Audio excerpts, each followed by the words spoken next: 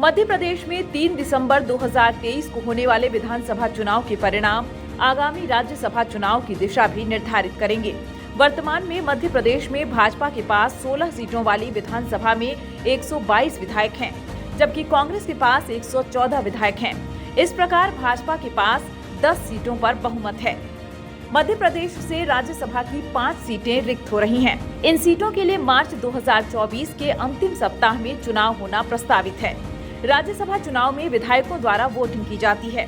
जिस दल के पास विधानसभा में अधिक विधायक होंगे, उसके अधिक उम्मीदवार चुनाव जीतेंगे। वर्तमान में राज्यसभा की 5 सीटों में से भाजपा के पास 4 और कांग्रेस के पास 1 सीट है।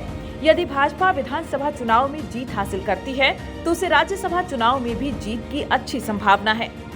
इसके विपरीत यदि कांग्रेस विधानसभा चुनाव में जीत हासिल करती है तो उसे राज्यसभा चुनाव में भी जीत की संभावना है।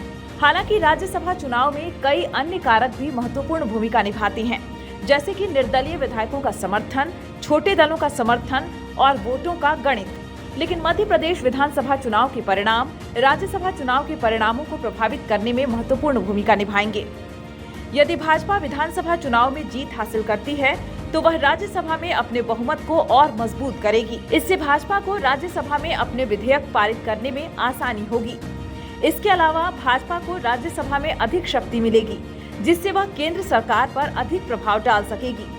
यदि कांग्रेस विधानसभा चुनाव में जीत हासिल करती है तो उसे राज्यसभा में अपना बहुमत हासिल करने के लिए प्रयास करने होंगे। इससे कांग्रेस को राज्यसभा में अपने विधेयक पारित करने में आसानी होगी। इसके अलावा कांग्रेस को राज्यसभा में अधिक शक्ति मिलेगी, जिससे वह केंद्र सरकार पर अधिक प्रभाव डाल सकेगी।